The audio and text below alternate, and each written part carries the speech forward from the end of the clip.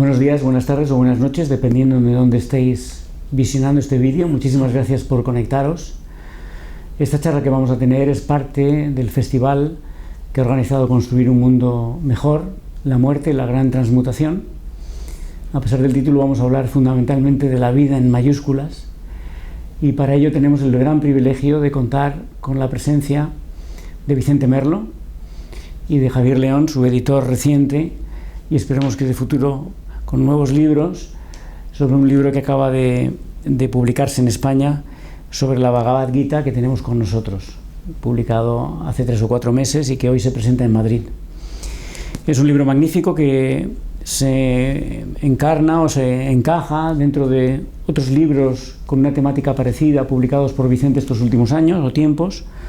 Uno de ellos es la reencarnación, clave para entender el sentido de la vida, editado por Sirio, que también es un libro donde se recogen muchos de los puntos de los que vamos a hablar hoy. Y también en la editorial Siglantana, Vicente ha publicado recientemente también el libro Eres Inmortal, con experiencias cercanas a la muerte, y un mapa del más allá. Entonces queremos dar las gracias a Construir un Mundo Mejor por dejarnos este espacio, a Vicente por la amabilidad de venir a reunirse con nosotros y poder hablar del libro y sobre todo del aspecto del alma que queremos hablar en la Bhagavad Gita.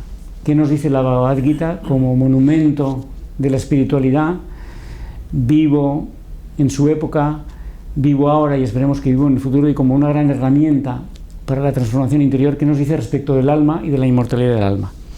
Dicho lo cual, doy la palabra a Javier como editor del libro, que quiere comentar alguna cosa más antes de dar la palabra a Vicente.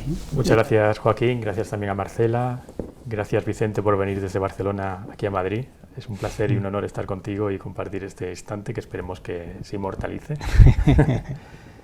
Pues nada, hemos editado este librito en Nous, Bhagavad Gita, un ensayo para una comprensión integral, y es un placer poder hablar del alma, la inmortalidad, quiénes somos, qué hacemos aquí, para qué hemos venido, ¿no? Los antiguos, hemos estado antes hablando entre bambalinas de Platón, ¿no? Y los antiguos decían que conocer es recordar, ¿no? Es aquello que Platón decía de la reminiscencia, ¿no? Estamos aquí para recordar, y recordar sobre todo quiénes somos y qué hacemos aquí, ¿no? Como antropólogo nos acercamos más al recuerdo de cómo serían aquellos momentos de lucidez, ¿no? De la primera lucidez, de la primera luz que inspiró al primer ser humano desde la conciencia, ¿no? Y nos imaginamos siempre un fuego, nos imaginamos un cielo, y la evocación que el cielo y el fuego generaban en nosotros, ¿no? El cielo como interrogante de dónde venimos, ¿no? Siempre se dice que los dioses vienen del cielo o viven en los cielos, y siempre se utiliza el plural, curiosamente, ¿no? Tanto en Oriente como en Occidente al principio se utilizaba el plural, ¿no? Los Elohims en la Biblia, y siempre se decía que los dioses vinieron a ayudarnos a estar aquí y a tener esa lucidez, ¿no? Y luego el fuego como símbolo del misterio, ¿no? La gestión del misterio, que nos hace pensar que somos algo más que seres humanos, somos algo más que personas. Y luego había un tercer elemento, que es el elemento que nos ha reunido en este instante, que es el de la muerte. Y yo quería preguntarte a ti, a Vicente, ¿qué entiendes con ese concepto de muerte? Bueno, has hecho un repaso antropológicamente tan interesante que no sé muy bien por dónde empezar para desembocar en la noción de la muerte que defendemos, al menos los aquí presentes, ¿no?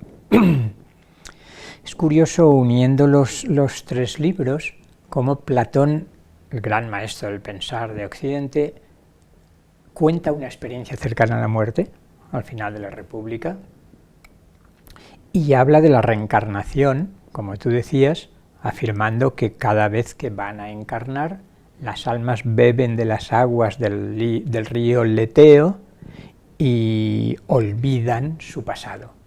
Y por eso estamos aquí, creyendo que es la primera vez que estamos viviendo en este cuerpo físico, olvidamos todas las vidas anteriores que habríamos tenido.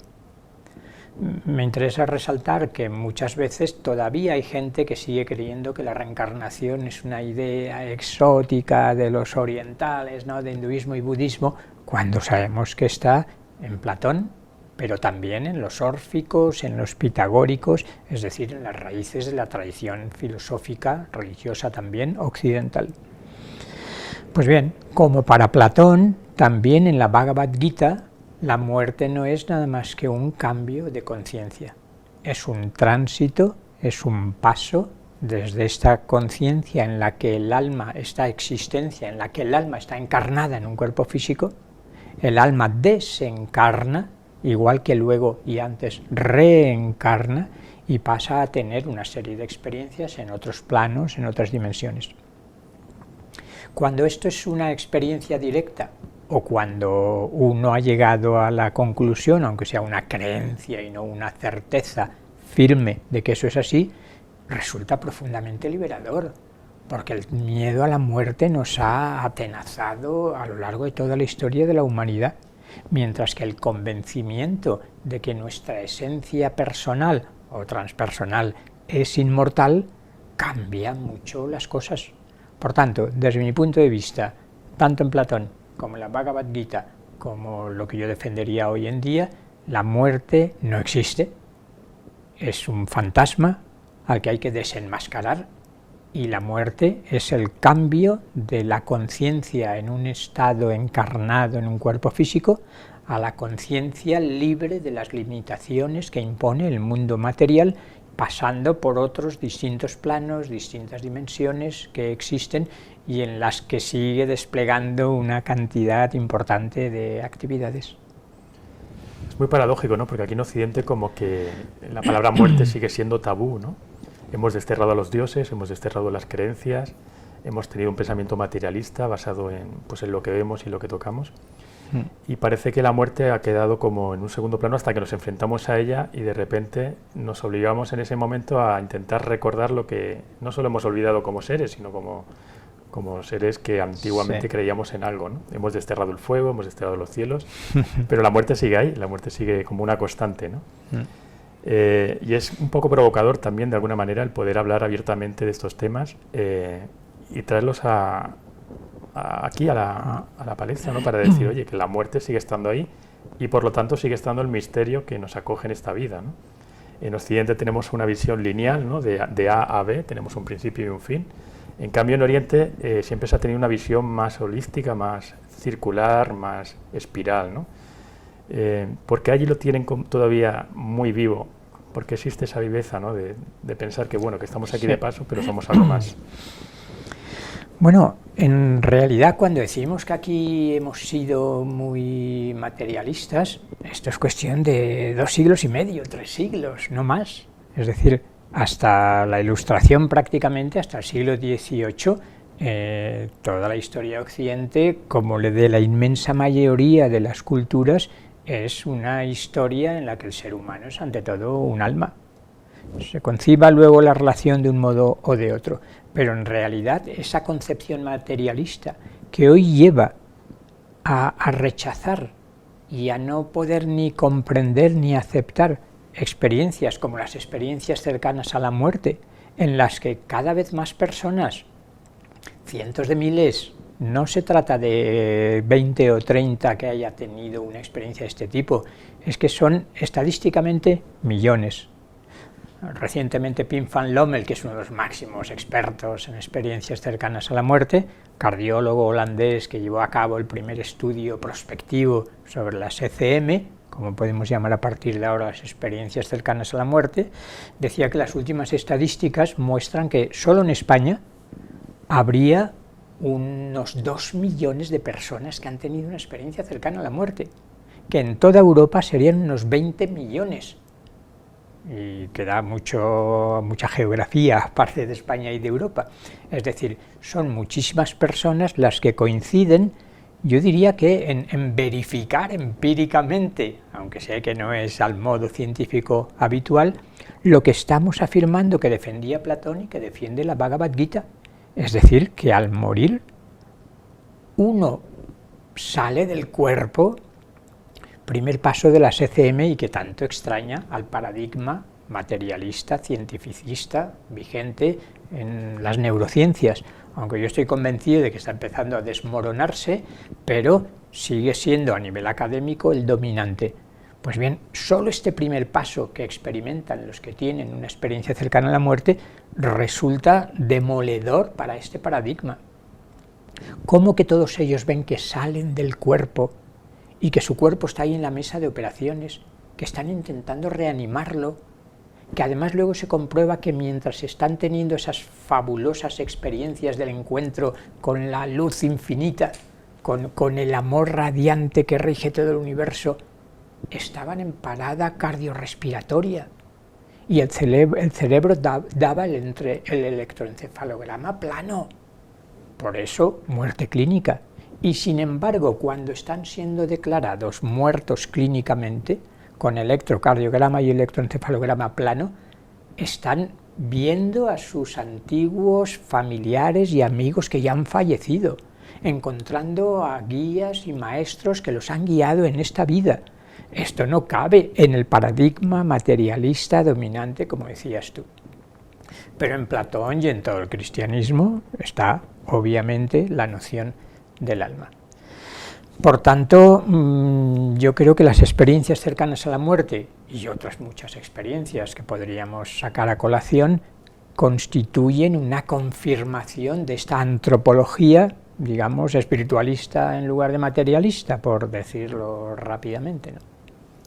Sí, no sabemos cuántos años de vida útil nos quedan, pero sabemos que ahí hay un final aparente y que no sabemos qué va a trascender ese final, ¿no? Había un autor, Alice Bailey, que escribió un libro que se llamaba La muerte, esa gran aventura. ¿Tú crees que es una gran aventura o es algo que va a ser difícil de digerir cuando llegue, si somos conscientes de ello? Yo creo que depende bastante de cada uno. No todos tenemos la misma vida y no todos tenemos la misma muerte. Y quizás tenga mucho que ver cómo vivimos para saber cómo vamos a morir. De hecho, Alice Bailey nos dejó páginas preciosas acerca de los últimos momentos. ¿Qué condiciones? Curiosamente, en algunas coinciden con la Bhagavad Gita, concretamente en la importancia del momento del morir, del pensamiento, el sentimiento, el estado de conciencia en el que estamos cuando se empieza a producir el tránsito. De hecho, en la Bhagavad Gita, Krishna le dice: manténme siempre en tu mente, concéntrate en mí, y si en el momento de la muerte sigues estando concentrado en mí, vendrás a mí. Alice Bailey nos dice, primero, el alma puede salir por distintos lugares, por distintas zonas, quizá distintos chakras diríamos hoy, y más valdría que nos acostumbráramos a tener la atención focalizada en el último chakra, en el Sahasrara, porque cada chakra, como se sabe, corresponde a una dimensión con una frecuencia vibratoria, con un plano de la realidad. Entonces, dependiendo de por dónde salga, no es lo mismo salir con el plexo solar en una situación emocionalmente muy turbulenta que salir en un estado de paz, de calma, de no identificación, porque el testigo está consciente de lo que está ocurriendo. La franja vibratoria, podríamos decir, donde va a ir el alma, depende de toda mi vibración anímica y psicológica que he ido cultivando a lo largo de toda la vida y también de lo que estoy experimentando en aquel último momento. Por eso, nueva coincidencia. ¿Recordáis Platón en el Fedón, o de la inmortalidad del alma, que cuando Sócrates está a punto de tomarse la cicuta, uno de sus discípulos, no sé si Simias o Cebes, empieza a llorar y a decir, no, maestro, no te vayas? Y Sócrates le dice, no, mira, sal de la habitación porque necesito, ya que me he tomado la cicuta y voy a realizar el tránsito, necesito estar en paz. La Bhagavad Gita dice prácticamente lo mismo, la importancia del silencio, de la paz, de la armonía en el momento de la muerte y en la atmósfera psicológica que nos rodea en esos instantes.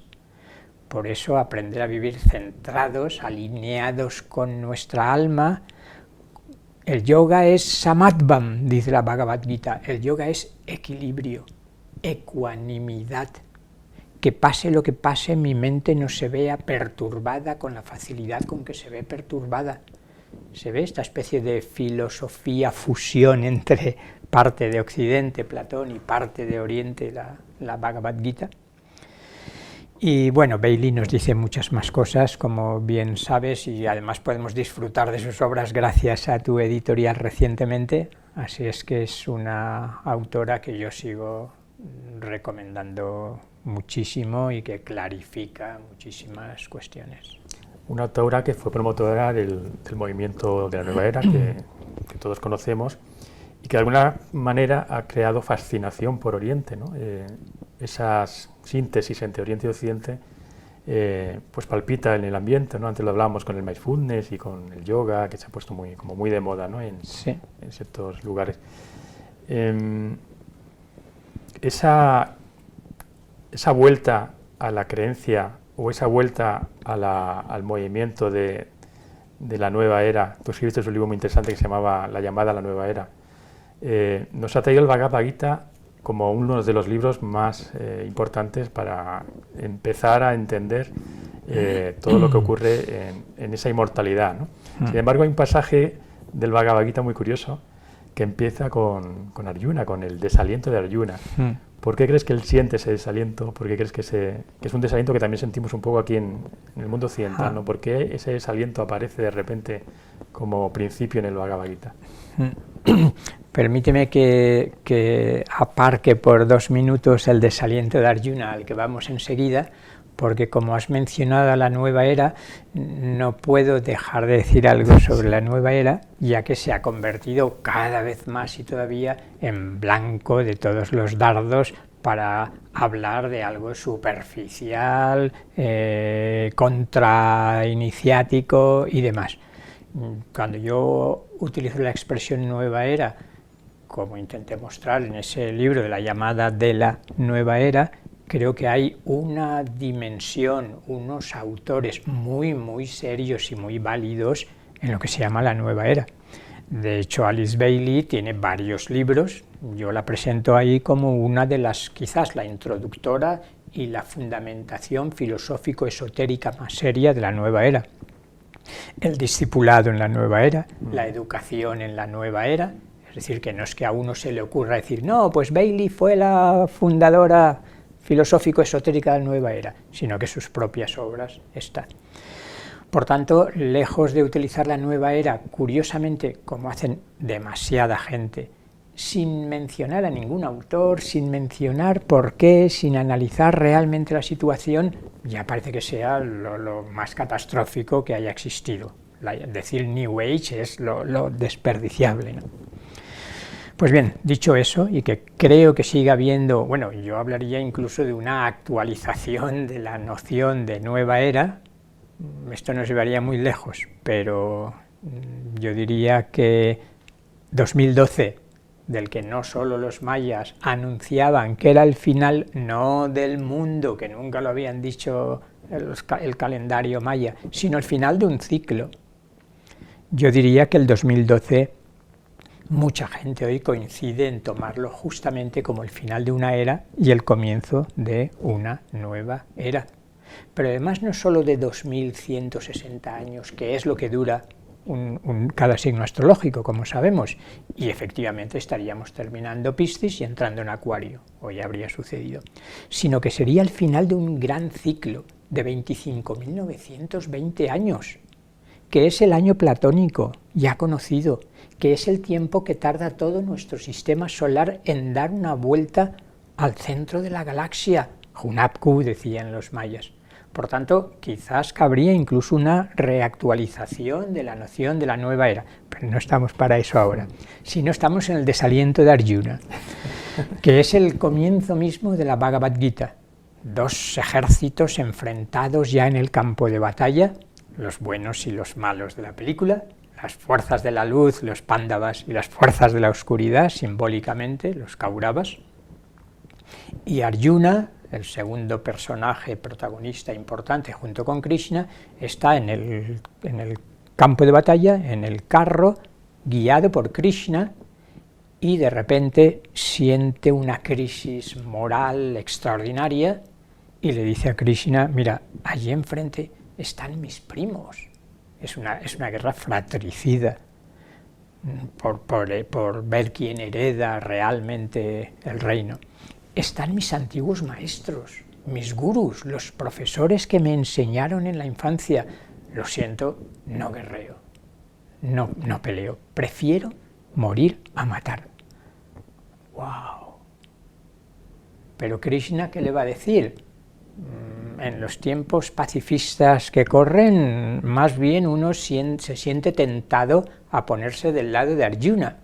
Pues toda la Bhagavad Gita es el intento de Krishna para convencer a Arjuna de que en ese caso concreto, cuando hay una injusticia flagrante, y porque él es un guerrero, un kshatriya, atención a la noción de las castas y del dharma, le dice que debe guerrear, porque es una guerra injusta, y ya sé que hablar de guerras justas es una situación injusta. Hablar de guerras justas o santas es tremendamente peligroso. A mí se me erizan los pelos cada vez que alguien, como recientemente, habla de que la voluntad de Dios es en esta batalla derrotar al enemigo, ¿no? Pero bueno, esta es la situación externa. Yo prefiero hacer una lectura de la Bhagavad Gita más intimista, más interna, donde Arjuna entra en crisis porque todavía está identificado con la visión de su ego y de su personalidad. Y toda la Bhagavad Gita será el intento de Krishna por darle las enseñanzas que se van a convertir en fundamentales para el hinduismo, de que como existe en él el Atman inmortal, no nacido, no engendrado, no perecedero, inmortal, en situaciones de grave injusticia, uno tiene el deber de defender lo justo. Y en ese caso concreto parece que lo justo, desde el punto de vista de Krishna, sería pelear. Pero aquí lo importante es que ese escenario nos lleva a la convicción de que la esencia de mi ser es inmortal. Bueno, parece que los mitos son historias que intentan transmitirte un símbolo más profundo, ¿no? Un arquetipo más profundo, que en este caso lo has mencionado, es el Atman, ¿no? La vida eterna, ¿no? La simbología que hay detrás de todo ese cuento que se plasma al final en esa conclusión, ¿no? ¿Por qué es tan importante el Atman en la tradición oriental y por qué es tan importante en el Bhagavad Gita, ¿no? Claro, es que el Atman, que tiene varios significados, pero el que más nos interesa ahora es el de el sí mismo, podríamos decir, un tanto junguianamente, o el yo profundo. El alma a muchos traductores hindúes no les gustaría, porque es alma individual, y en la Bhagavad Gita se juega un poco, hay cierta ambigüedad, podríamos decir, entre hasta qué punto el alma individual es real, y eso es el Atman, o hasta qué punto el Atman es supraindividual. Podríamos decir algún texto afirmando Krishna que una porción eterna de mí mismo se manifiesta como los seres humanos. Y en esa interpretación que defiendo, la individualidad espiritual sería algo real y no meramente ilusoria como en algunas otras interpretaciones, ¿no? Pero claro, es que el Atman es el fondo de nuestro ser. El Atman es el fondo de nuestra conciencia. Por eso cuando en la Bhagavad Gita y en las Upanishads, en las que se basa mucho, aunque no exclusivamente en ellas, se habla de la identidad entre Atman y Brahman, se está estableciendo uno de los pilares de la tradición hindú, en algunas de sus interpretaciones, no queramos unificar demasiado rápidamente. Se ve esta idea de que en el fondo de mi ser, más allá de mi personalidad, de mi ego, existe una dimensión espiritual que no nace ni muere. Eso es el Atman. Y en la interpretación hoy muy frecuente, que solemos denominar no dualista, Advaita, el gran descubrimiento, que en las Upanishads estaría muy claro, sería que cuando miro hacia adentro y me desidentifico de todos mis vehículos de expresión, de todos mis instrumentos, descubro el Atman, pero que ya no es algo individual, ya no es una conciencia individual, sino que es la conciencia no local, por utilizar ese término que la física cuántica nos ha ofrecido tan oportunamente. En la tradición oriental es la conciencia no dual. Aquí no se entiende muy bien o se puede interpretar de distintas maneras, pero la conciencia no dual es la conciencia infinita, y como es no local, es omnipresente, porque está presente en todas partes, o todas las partes están en esa conciencia no dual. Y por eso en las experiencias cercanas a la muerte, quizás lo que sucede es que el cerebro, que sería un filtro y no el generador de la conciencia, se paraliza por un momento, y entonces la conciencia descubre su dimensión no local, no dual, y encuentra la luz infinita y el amor radiante que describen todos los que tienen una experiencia cercana a la muerte. Te quería hacer dos preguntas, Vicente, al hilo de lo que estás hablando, que es realmente inspirador. La primera, más pie a tierra. Somos un alma frente a tenemos un alma. Nos han enseñado en la tradición cristiana que tenemos un alma. La tradición oriental nos dice, no, sois un alma.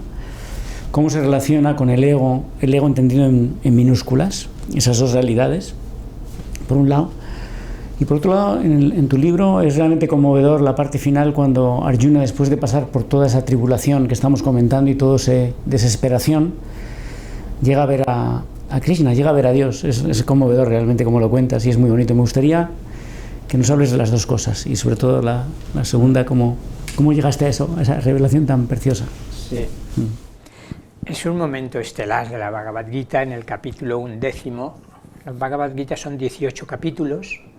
La tradición normalmente, pero no siempre, los divide en 3 bloques de 6 cada uno, y ya en el capítulo 11 hay que tener en cuenta que Arjuna al principio no sabe muy bien quién es Krishna. Es un general, lo considera su maestro, pero conforme va recibiendo enseñanzas, y yo diría, y conforme va percibiendo su presencia radiante, empieza a sospechar que está en presencia de alguien que no sé quién eres de verdad, le dice.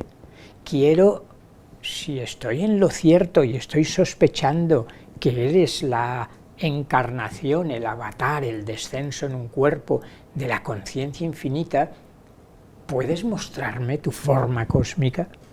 Y entonces Krishna le abre el ajna, podríamos decir, la visión divina, el ojo no de la carne ni de la mente, sino del espíritu, y de repente, expresión que a muchos de los que no conocéis la Bhagavad Gita quizás os suene porque fue la frase que exclamó Oppenheimer, ahora que se puso tan de moda con la película, cuando se hizo la prueba de la bomba atómica en Los Álamos. De repente, cuando le abre la visión divina a Krishna Arjuna, él ve como si 1000 soles estallaran simultáneamente en el universo, la luz infinita. Está en presencia de ese ser que en la tradición hindú y en la subtradición krishnaíta, vishnuíta, a la que pertenece el Bhagavad Gita, es Krishna. Krishna aquí es símbolo de lo absoluto. No me gusta decir Dios porque enseguida nos asaltan las connotaciones religiosas que cada uno tenga, pero tampoco hay ningún inconveniente en decir que es la noción equivalente o homeomórfico, que diría Raymond Panikar, del Dios judeo-cristiano. Solo que, bueno, habría que matizar mucho esto. Por tanto, momento estelar en el que Arjuna se da cuenta de que está en presencia de la divinidad encarnada. Esto es fascinante porque en un Purana se narra una historia parecida, complementaria. El Krishna niño es un Krishna juguetón, ¿no?, que le gusta mucho, es malillo, el chico de 5, 6, 8 años, va robando a los vecinos y comiéndose los dulces de los vecinos, y en una de esas pasa una vecina y le dice a su madre, oiga, ya está bien, su hijo nos está robando los dulces. Krishna ha sido, no, yo no he sido. ¿Cómo que no? A ver, abre la boca. Y cuando Krishna, joven, niño, abre la boca, su madre ve el universo entero. El Aleph, porque estaba contemplando la conciencia de Krishna que está detrás del cuerpo de Krishna. Pues lo mismo habría visto Arjuna, hasta el punto de que queda perturbado, porque junto al aspecto benéfico y amable y armónico de Krishna está también el aspecto destructivo, la Kali, diríamos, o el Shiva o Durga, y ve cómo los ejércitos están siendo devorados y se ven en los colmillos de la faz, del rostro cruel de Krishna, siendo derrotado el ejército que tiene enfrente. Después de esta visión del Krishna integral, con todos los aspectos que constituyen la realidad, ya se abre la devoción de Arjuna a Krishna, devociones Bhakti, que es una de las vías que se recogen en la Bhagavad Gita.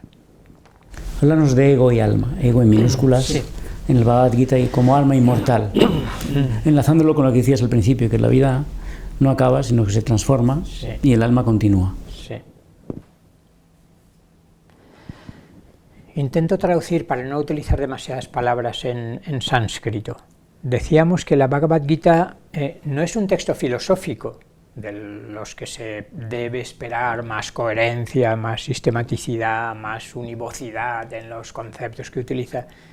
En realidad es un canto devocional, no es un texto filosófico, y por tanto tiene una ambigüedad que es lo que ha permitido interpretaciones muy distintas. Dos interpretaciones en lo que nos atañe, por lo que preguntas.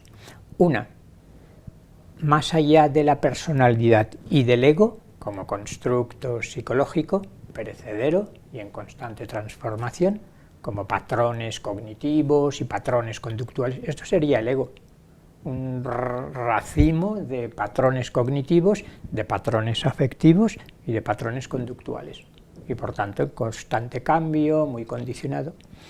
Detrás del ego y de la personalidad, primera interpretación, primera versión, lo que hay es la conciencia infinita. Y tú eres eso, Tattvamasi, que dicen desde las Upanishads hasta Nisargadatta Maharaj. Eso eres tú, todo lo demás no es verdaderamente real. ¿Se ve? Interpretación, digamos, advaita, no dualista, radical. Otra interpretación, acogiéndose, entre otros lugares, a ese verso que citábamos de la Bhagavad Gita, en lo que el propio Krishna le dice a Arjuna, un fractal, una porción, un fragmento infinitesimal de mí mismo, es eterno, pero se manifiesta en el tiempo como un ser humano que reencarna una y otra vez. ¿Se ve? En esta interpretación entre el ego y la personalidad y la conciencia absoluta de Brahman, hay una multiplicidad de almas individuales que son verdaderamente reales, desde siempre y para siempre, que ni siquiera concepciones de la liberación, según la primera interpretación, en la liberación final, moksha, mukti, el individuo desaparece, y lo que queda es la conciencia de Brahman infinita. En esta otra interpretación, no, en la liberación final, recupero mi dimensión de conciencia universal, cósmica y de realidad trascendente, pero sin perder mi individualidad. Soy simultáneamente individuo, cosmos y Dios. Anda, ¿recordáis los que conocéis a Raymond Panikar su cosmoteandrismo?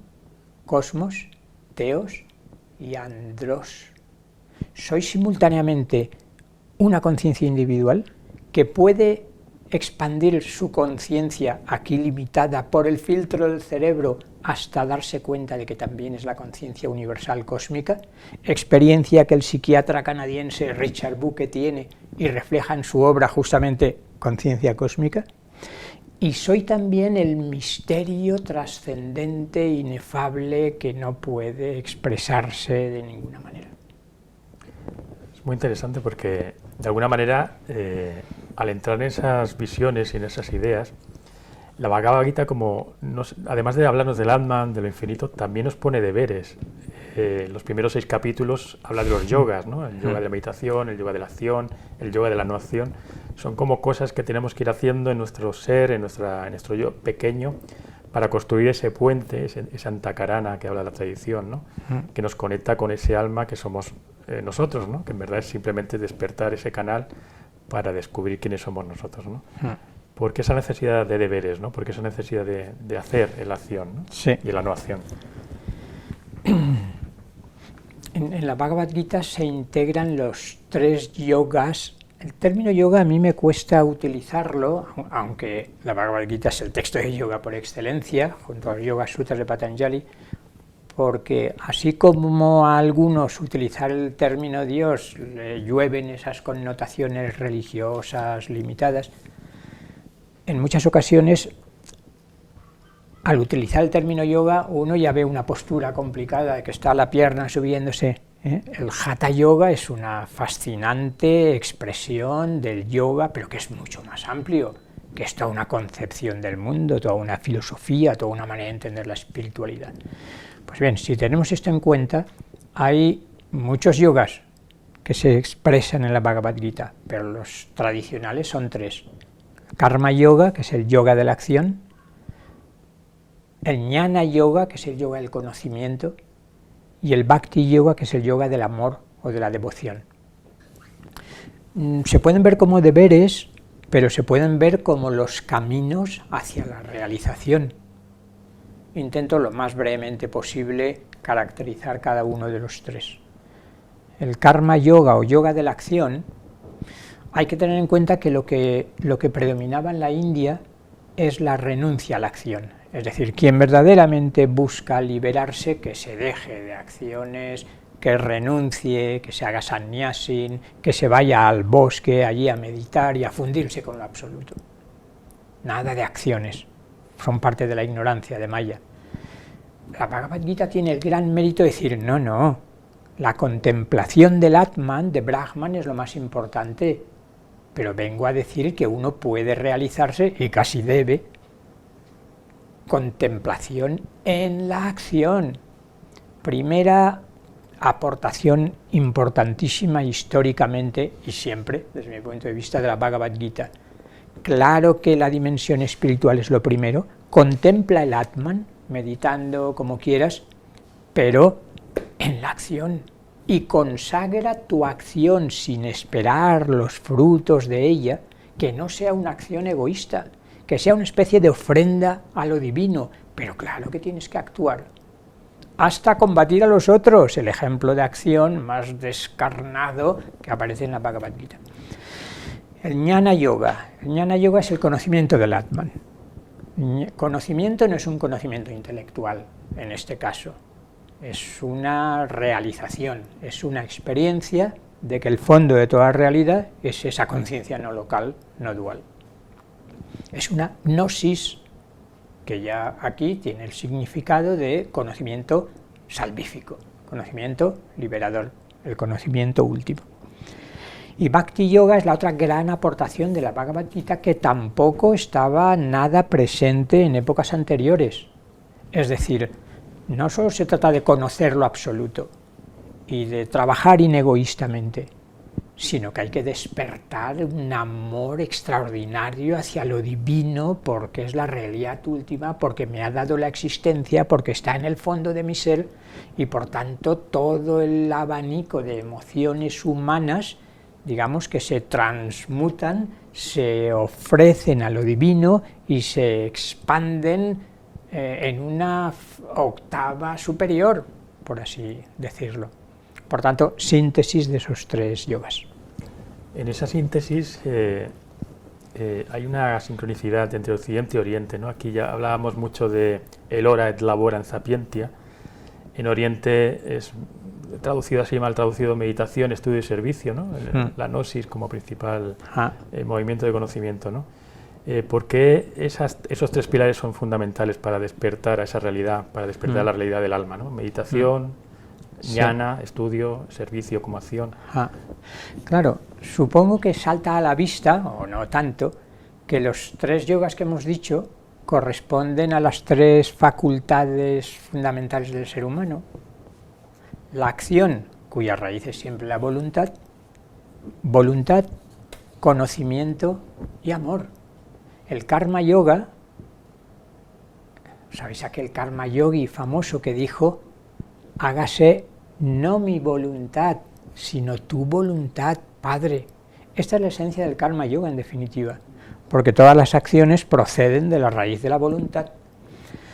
Jnana yoga es el conocimiento, pero que no es un conocimiento, decíamos, habitual, sino conocimiento transpersonal, es una gnosis. Bhakti yoga, la afectividad, es decir, el campo de la voluntad y la acción, karma yoga, el campo del conocimiento, solo que un conocimiento transpersonal, espiritual, jnana yoga, y el campo de toda la afectividad, digamos, espiritualizado. Como se come esto, pues nos llevaría a otros muchos lugares, ¿no? A mí me gustaría que nos hablaras un poquito, como estamos hablando del alma, qué significa a nivel práctico y en este mundo en el que estamos, vivir desde la conciencia del alma. Primero hay que tener muy claro qué es el alma versus el ego, y a partir de ahí cómo podemos hacer. Javier decía, estos 6 capítulos del Bhagavad te invitan a vivir desde la conciencia del alma. Danos un poquito tu visión práctica. Sí.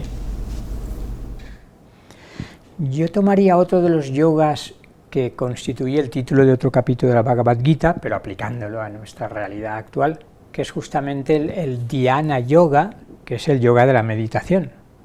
Entonces propongo que la meditación es uno de los caminos más transparentes a la hora de buscar esta diferencia entre la personalidad y el ego, por una parte, y el alma. Pongámonos en situación como si fuéramos a hacer una meditación, entendida en este sentido preciso. Voy a observar las sensaciones de mi cuerpo físico, pero no identificándome con ellas. Voy a observar el estado emocional en el que me encuentro, a ver qué emoción hay ahora, qué sentimiento, aunque sea sutil.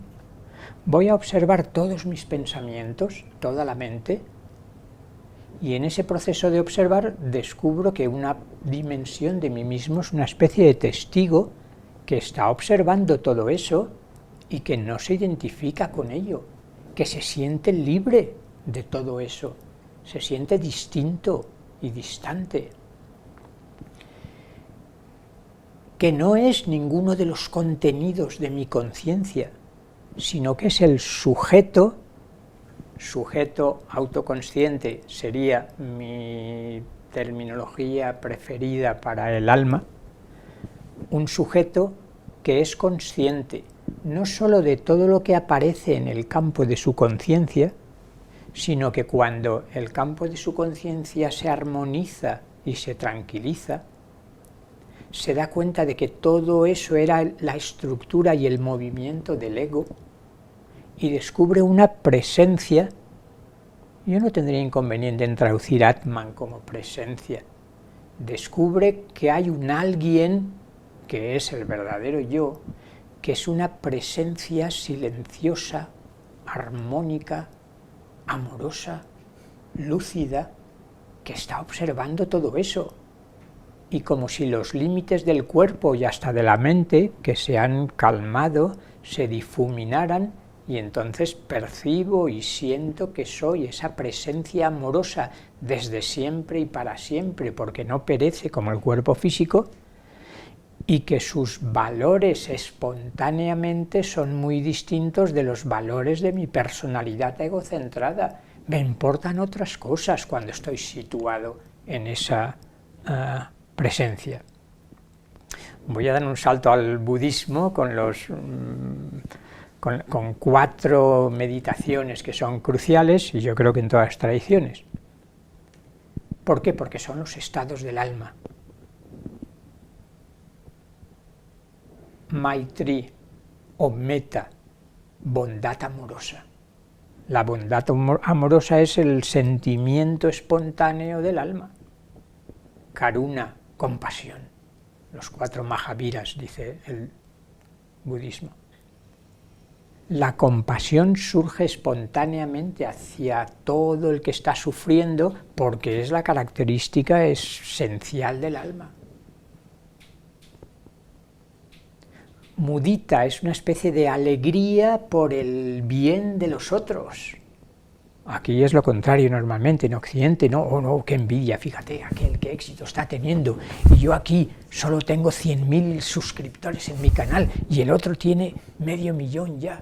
No, aquí al contrario, ¡jo, qué maravilla!, ¿no? Como mi alma ya no está identificándose con mi ego, se alegra del bien de los demás.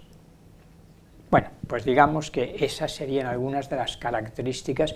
Es una presencia amorosa, compasiva, bondadosa, que se expresa entonces a través de la personalidad, si mientras tanto se ha ido purificando un poquito. Sí, la meditación nos lleva como a estar cerca de ese yo esencial que somos, ¿no? Esa presencia que realmente somos.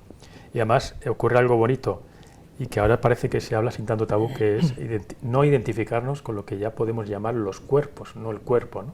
O sea, el cuerpo físico sería uno de esos cuerpos, el cuerpo que nos sostiene, que nos mantiene, nuestro vehículo, nuestro coche, nuestro traje, como se llama ahora mucho.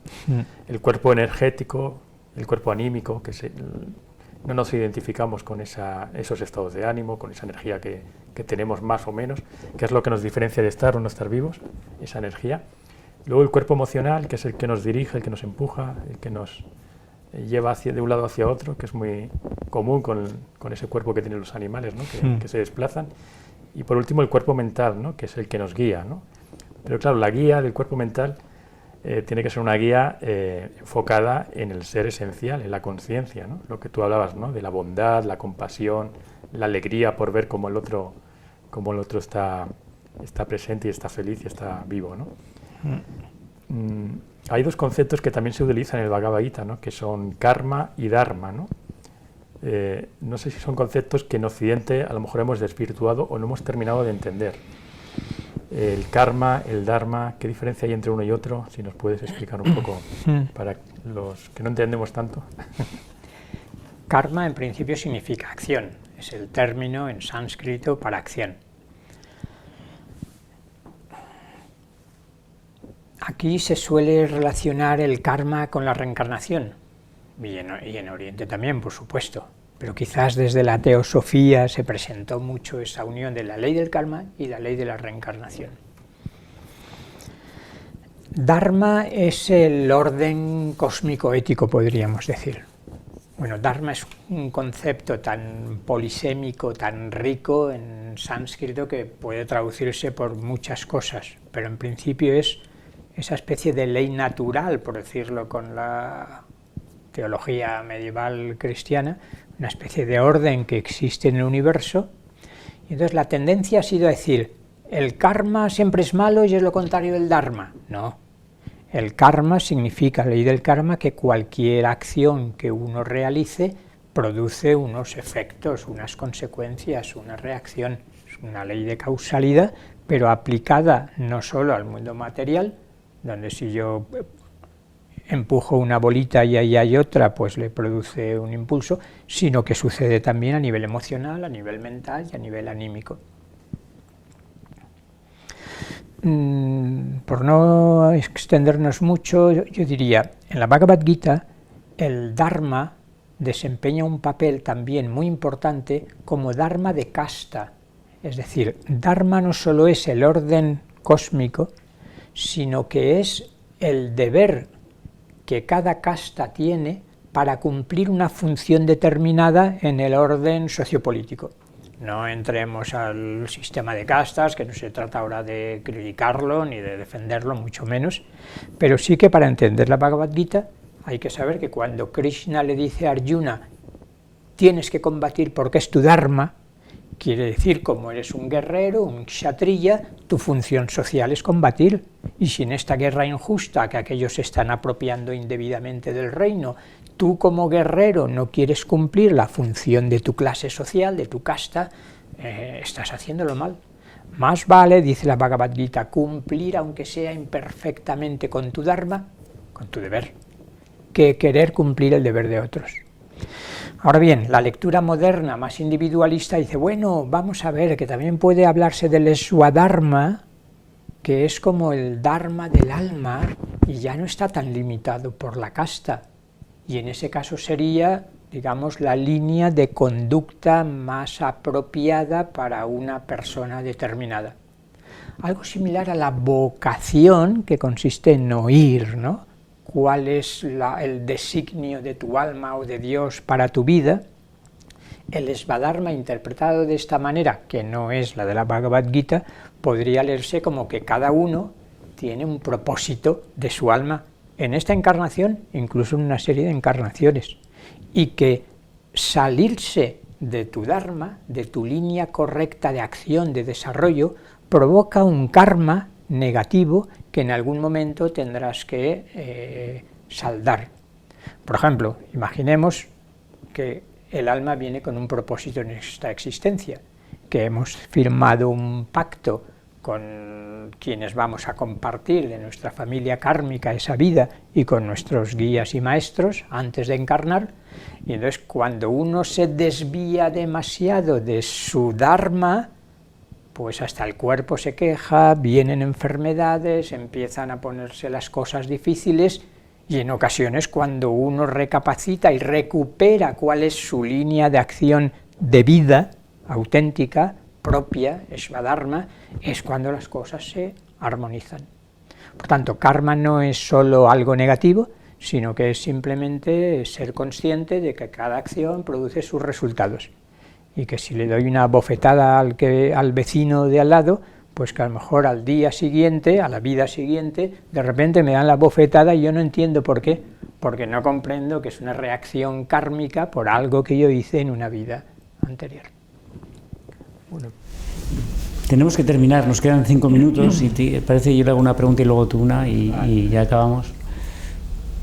La Bhagavad Gita en esencia es el canto del Señor, y tiene un mensaje de optimismo, de que todos tenemos una semilla divina dentro de nosotros, y que en función de cuánto trabajemos esa semilla, cuánto limpiemos esa semilla que está tapada por muchísimas capas oscuras hasta que brille y empieza a aflorar, al final veremos nuestro alma, y a partir de ese alma a lo mejor vemos a Krishna, a la divinidad, ¿no? Cuéntanos el optimismo, ¿cómo podemos acabar esta conversación en un plano positivo? Porque queremos trascender la tristeza de la muerte con la idea de que hay algo mucho más allá. Claro, es que en realidad la esencia de la Bhagavad Gita, visto desde otra perspectiva, más en consonancia con lo que tú planteas, de hecho Arjuna le pregunta en alguna ocasión quién es sabio y cómo ser sabio. Krishna le pregunta cómo reconocer al yogi o sabio. El yogi aquí está simbolizando el sabio. Y toda la Bhagavad Gita puede leerse como las enseñanzas de Krishna a Arjuna para decirle cómo se comporta el sabio. ¿Y cómo se comporta el sabio? No estando distraído por los sentidos, sino centrándose en su propio Atman, contemplación del Atman.